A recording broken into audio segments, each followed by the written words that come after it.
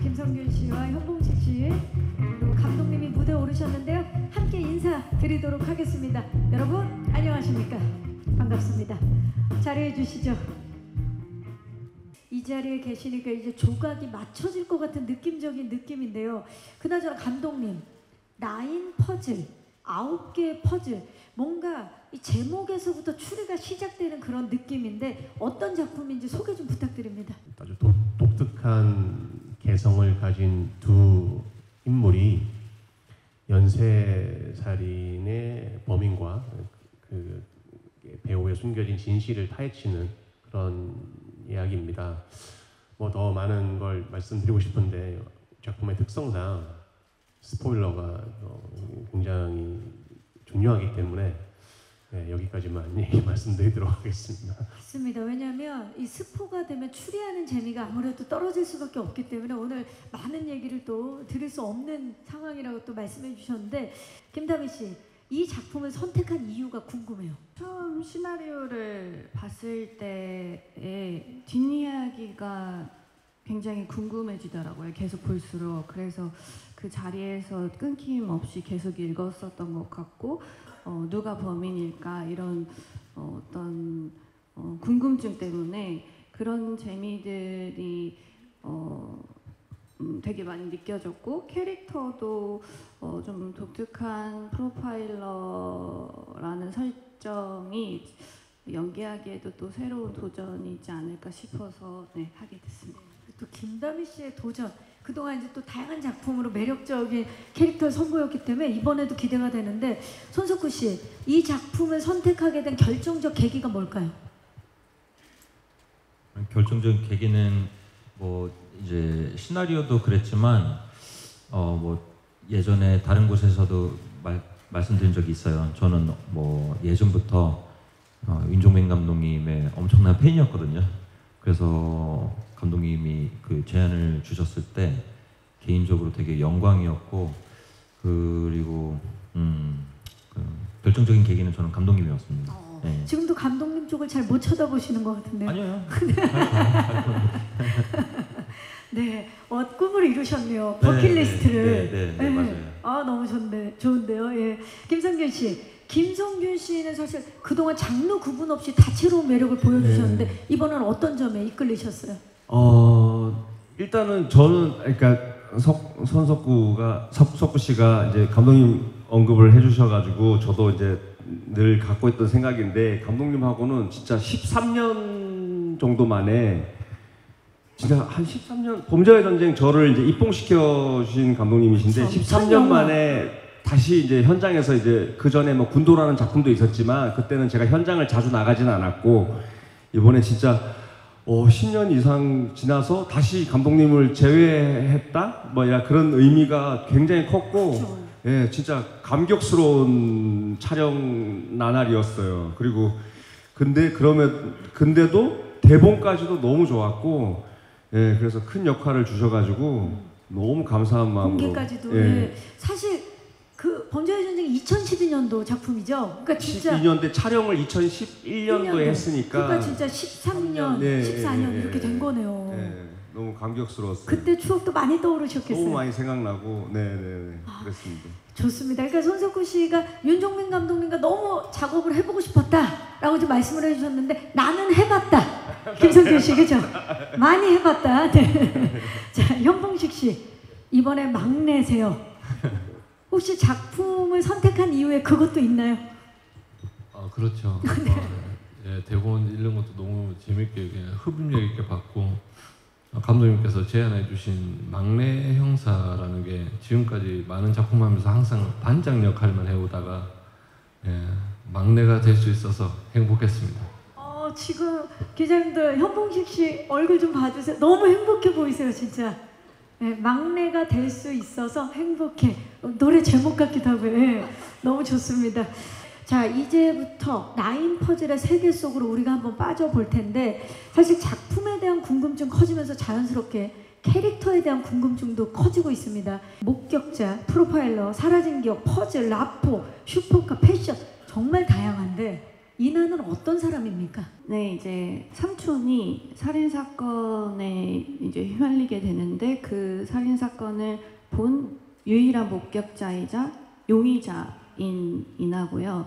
그때의 이제 충격으로 인해서 지금의 이나는 기억을 못하고 있는 상태고, 뭔가 캐릭터를 설정할 때 그 시절에 멈춰있는 이나의 모습이 현재에도 드러나지 않을까, 그런 좀 생각들을 하면서 인물을 만들어 나갔었고, 현재는 이제 프로파일러로서 좀 새로운 이제 퍼즐이 등장하면서 이제 그 사건을 한샘과 같이 이제 공조해가면서 풀어나가는 그런 캐릭터입니다. 오, 말씀을 듣고 나니까 진짜 영상을 보면서 시절에 멈춰 있는 것 같은 느낌이 있었거든요.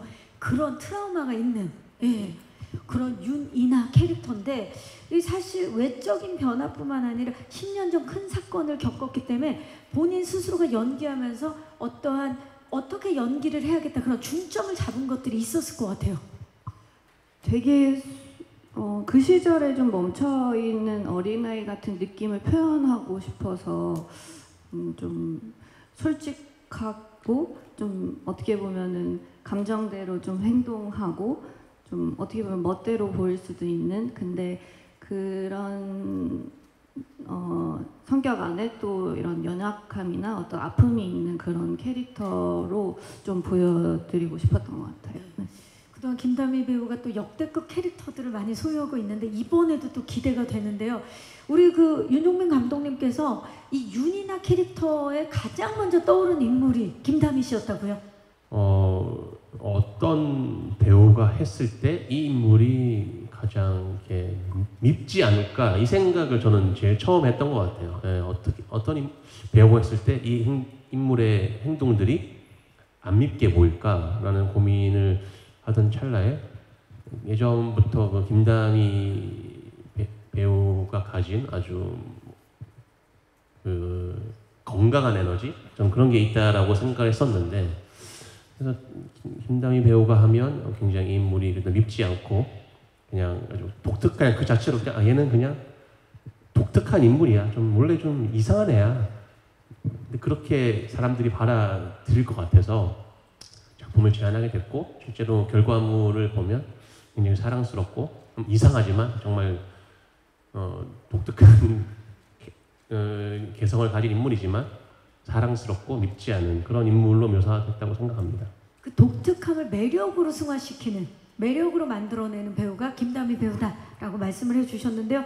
자, 김한샘 캐릭터 스틸이 나왔는데요. 지금 키워드들을 보면 형사, 비니, 집요함, 추리소설, 탐정영화, 꼴통, 의심, 탐문수사라는 키워드가 나왔는데, 왠지 저기에 화분 하나 들고 있어도 되게 잘 어울릴 것 같은 느낌이 있는데, 한마디로 표현하자면 굉장히 집요한 형사예요.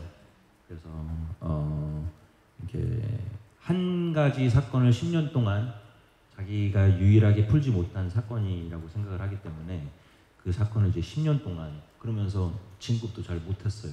자꾸 하나만 너무 신경 쓰고 그러느라고. 그런 부분이 가장 이 한샘이라는 인물을 잘 표현하는 단어인 것 같고, 집요함이라는 게. 그리고 뭐 또 하나는 이제 레옹 말씀하신 거죠? 레옹이 뭐 내용을 식물, 얘기하실 수 있는 데만 네. 얘기하시면 됩니다. 예. 레옹. 레옹 맞아요. 화분. 식물 그것처럼 맞아요. 모자 비니 때문에. 비니를 그게 언제 저렇게 됐는지는 모르겠는데 저는 평소에도 비니를 이렇게 즐겨 쓰기도 하는데 하다가 재미있을 것 같았어요. 뭐 좀 형사가 비니를 쓴다는 게 조금 이질적이긴 하지만 너무 잘 어울려요. 그러네요. 본인도 감독님께서 뭐 직접 또 이렇게 조사도 해보셨대요. 그게 그 형사들 이제 출근 복장 규정이 어긋나는 건 아닌지, 또 그런 규정은 없다고 하니까 한번 해보자 감독님께서 먼저 제안을 주셨는데, 처음에는 제가 기억하기로는 이제 한두 번 쓸까 하다가 쭉 쓰자 이렇게 해서 저는 좀 독특한 포인트여서 맞아요. 연기할 때도 도움이 좀 많이 됐던 것 같아요. 그게 또 캐릭터를 만드는데 도움이 된 것 같아요. 네. 예. 사실 이나와 한샘 같은 경우는 일반적인 프로파일러와 형사의 관계는 아닌 것 같아요. 10년 동안 또 이어지는 관계이기도 하고 굉장히 특별한 관계인데 손석구 씨가 좀 말씀을 해주시죠. 어떤 관계입니까? 이나와 한샘. 그 관계를 표현하는 게 저는 하여튼 숙제였어요. 어떻게 표현을 해야 되는지. 그냥 뭐 동네에서 친한 오빠 동생도 아니고 남매도 아니고 그렇다고 뭐 원수도 아닌 그 어딘가에 있는 무언가인데 하여튼 일반적으로 경험하기 힘든 관계이기 때문에 그냥 어느 순간인가는 너무 스트레스 받지 말고 좀 상상력에 맡겨서 이거는 어떻게 보면은 약간 좀 전무후무한 관계이니까 내가 하는 게 그냥 정답이 될 수가 있지 않나 하는 생각으로 그렇게 했고 좀 다미가 도움을 많이 줬어요. 아이디어가 정말 번뜩이는 게 많아서 뭐 어떻게 하면 될까 이렇게 하면은 재밌는 아이디어를 두 분의 티키타카. 네, 예, 네. 저희가 기대해봐도 되는 거죠. 그런 게 참 재밌어요. 되게 귀여워요. 둘이 있으면 그런 게. 그렇죠. 네. 왠지 의심을 하고 의심을 받지만 또 꽁냥꽁냥의 느낌도 있을 것 같은데 단도직입적으로 여쭐게요. 이나에게 한샘이란?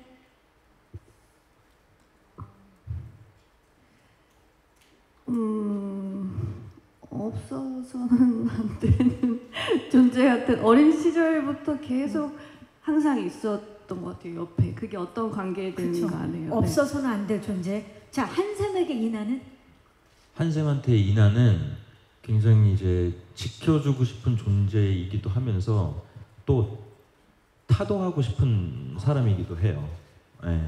그래서 그 양가적인 감정이 굉장히 있기 때문에 그리고 그게 끝까지 좀 가는 것 같아요. 그래서 되게 그러면 좀 뭐 말씀하신 티키타카가 귀엽기도 하면서 그런 굉장히 좀 걔는 굉장히 좀 진한 그런 그 의심 속에서 막 서로를 괴롭히고 이러는 게 두 좀 분의 정의되기가 힘든 관계인 것 그렇죠. 같아요. 그 정의되기 힘든 관계 그리고 그 관계의 변화가 또 이 작품의 관전 포인트가 되지 않을까 싶습니다. 네. 네, 좋습니다. 양정우 캐릭터 스틸인데요. 지금 키워드를 보면 팀장, 모범경찰, 사명감, 배트맨, 진두지휘, 리더십, 이타심, 원리원칙, 롤모델 온갖 좋은 키워드는 다 지금 가지고 계세요. 어떤 인물입니까 도대체? 그 한샘이? 김한샘이 이제 양정호를 부르는 말인데 자기 직업에 있어서 특별히 사명감을 가지고 있고 어떤 범죄 희생자를 장례식장에 찾아가서 뭐 추모도 하고 원리 원칙대로 이제 따르는 조금 어떻게 보면 재미없는 정직한 사람인데 그게서 스토리에서는 재밌습니다. 네. 반전이 있다거나 왜냐면 또 김성균 씨가 또 워낙 반전을 많이 가졌던 인물들을 많이 연기하셔서 저희 작품은 말하기가 되게 조심스러워요. 아. 추리극이기 때문에 그렇죠. 어떤 언급을 좀 안 하겠습니다. 아, 저 네, 네. 이러니까 재미를 더욱더 궁금해지는데요. 지금 아주 좋아요. 예. 자, 좋습니다. 그렇다면 우리 김성균 씨의 캐릭터 진짜 지금 키워드로만 보면 그야말로 완벽 그 자체 팀장이거든요. 네네네. 이 모습 기대해 보도록 하겠습니다. 기대해 주십시오. 예. 아, 정말 보기만 해도 기분이 좋아지는 우리 막내 키워드는 막내, 그것도 귀한 막내, MG, CCTV 블랙박스, 한샘 파트너, 아침밥, 워라벨, 치명적 귀여움. 치명적 귀여움은 오른쪽 스틸이 지금 대변을 해주고 있는데요. 예. 자, 현봉식 씨, 강력이 팀의 마스코트시죠. 최사는 어떤 인물이에요? 강력범들을 때려잡는 멋있는 경찰이 되고 싶은데 현실은 CCTV만 봐야 되는 전형적인 막내 형사입니다. 그리고 워라벨을 지키고 싶고 진짜 MG인데 네. 이 MG력을 좀 표현하기 위해서 어떤 부분을 좀 신경을 쓰셨나요?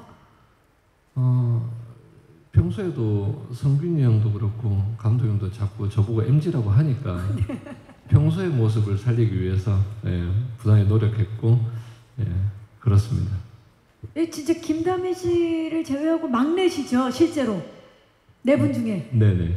진짜 막내, 진짜 MG, 귀한 막내신데 이게 사실 손석구 씨와 우리 김성균 씨 그리고 현봉식 씨가 강력 2팀 같은 팀이시기 때문에 이 호흡이 되게 중요했을 것 같은데 놀랍게도 군대에서 만났을 때는 그 서열이 달랐잖아요. 이번에 강력 2팀에서 서열이 완전 뒤바뀌었어요. 그 군대에 있을 때 그래서 군대에 있을 때 잘해야 되는데 사회에 나오면 어떻게 뒤바뀔지 모르는데 그렇게 저를 괴롭히다가 나와서 본인도 아차했겠죠.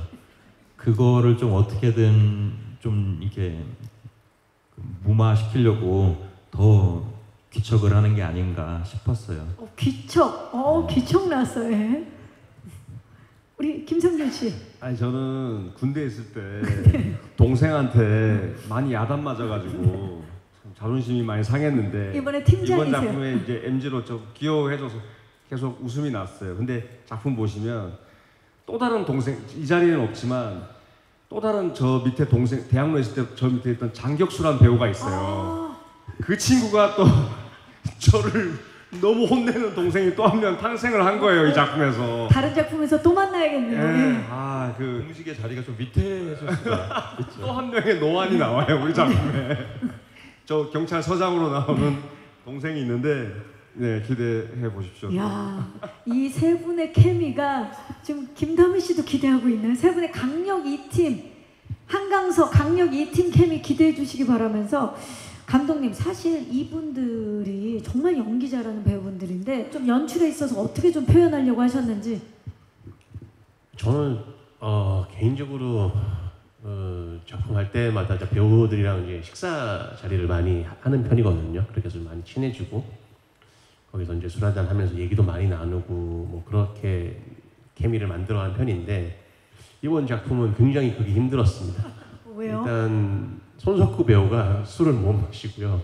현봉식 배우가 술을 못 마시고 김다미 배우는 극아입니다. 극아이. 예. 네. 그래서 자리를 가지기가 너무 힘들어서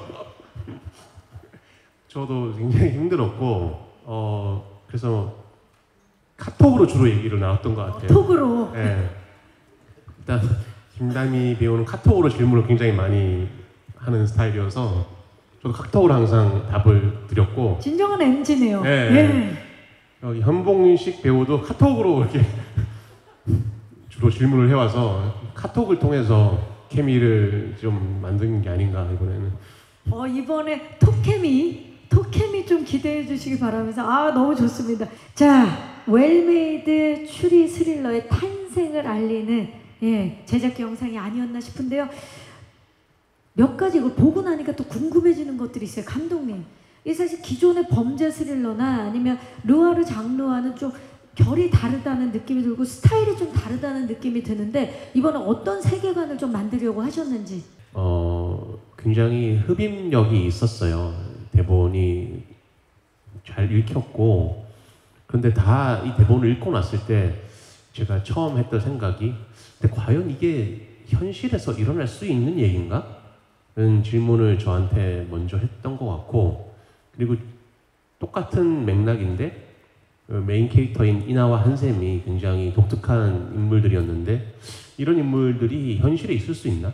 이런 질문을 동시에 저한테 던졌는데 제가 내린 결론은 이거를 리얼리즘의 관점에서 바라보면 약간 이게 보는 사람들이 갸우뚱할 수 있겠다는 생각을 처음 했던 것 같아요. 그래서 영화의 이 시리즈의 톤을 시리즈의 톤을 좀 현실과 비현실 경계에 있는 어떤 세계, 만화적인 세계, 약간 톤을 올릴 필요가 있겠다는 생각을 했었고 그래서 이제 미술이라든지 의상 뭐 다양한 부분에 있어서 좀 현실과는 약간 거리가 있는 세계인 것을 초반부터 좀 시청자들에게 어필할 필요가 있겠다고 해서 그렇게 세계관을 세팅을 한 것 같습니다. 네.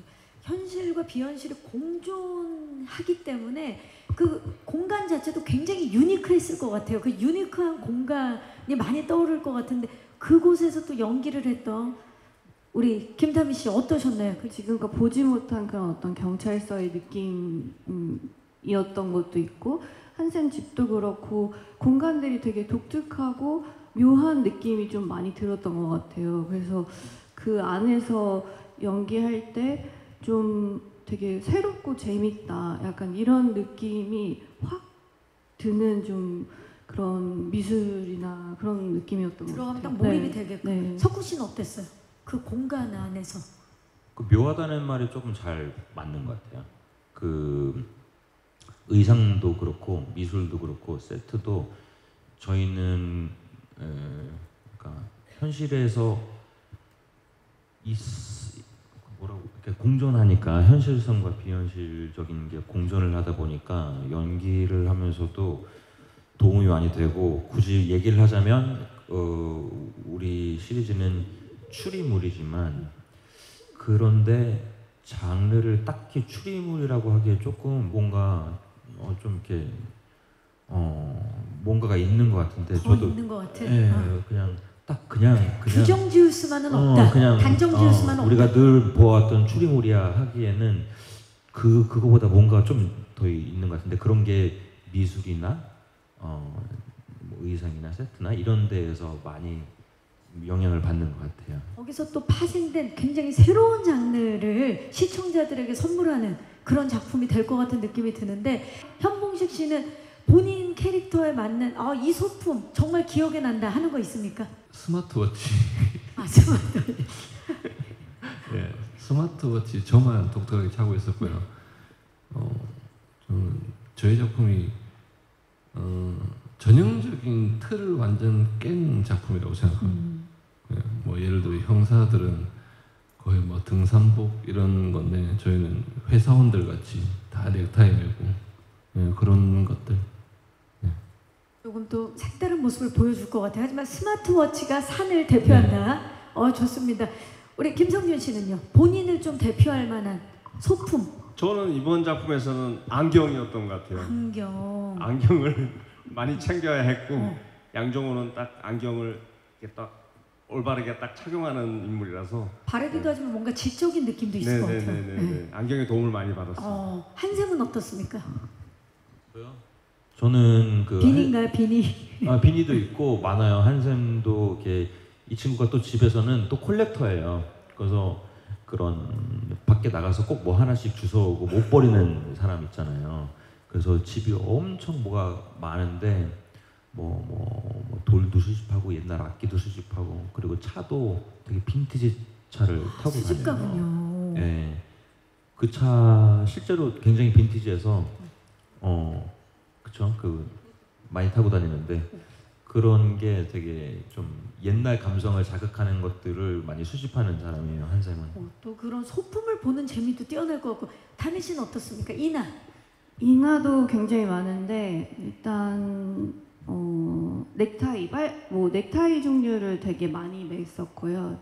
그리고 이렇게 프로파일링 할 때는 안경을 많이 썼었고, 헤드폰이나 또 약간 네일 아트 혹은 약간의 삐친머리, 그런 조그만 것들을 좀 이나한테 많이 넣었었던 것 같아요.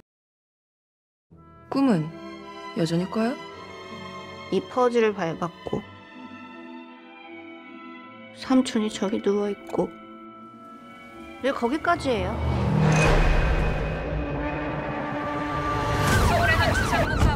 사료된 채 발견됐다는 서울청 소속 범죄분석관이에요. 윤이나경이라고. 어떻게 2번이나 살인사건의 최초 목격자일 수가 있습니다. 현직 프로파일러가 왜? 퍼즐, 범인의 유일한 흔적. 연쇄살이냐? 10년 만에 다시 시작돼. 퍼즐이 왜 하필 윤이나경이 만들어간 겁니까? 우발적인 범죄도 묻지마 범죄도 아니에요. 이유가 있어요. 제가 범인이라면 이렇게 할 것 같은데? 도대체 누가 왜 10년 만에? 저 윤경이랑 퍼즐 사건 공조하고 있습니다. 윤이나에 대해 전부 다 알아? 믿을 수 있어. 누굴까? 분명 네 주변에 있을 텐데. 치밀하게 계획하지 않으면 불가능한 일이야. 지금은 이 퍼즐이 3개지만 6개가 될 수도 있고 9개가 될 수도 있어. 그 사건이 너무 커요. 이게 무슨 뜻이지? 퍼즐이 도착했어. 모든 죽음이 연관이 돼 있어요. 스스로를 의심해. 그래야 답을 찾을 수 있을 거야.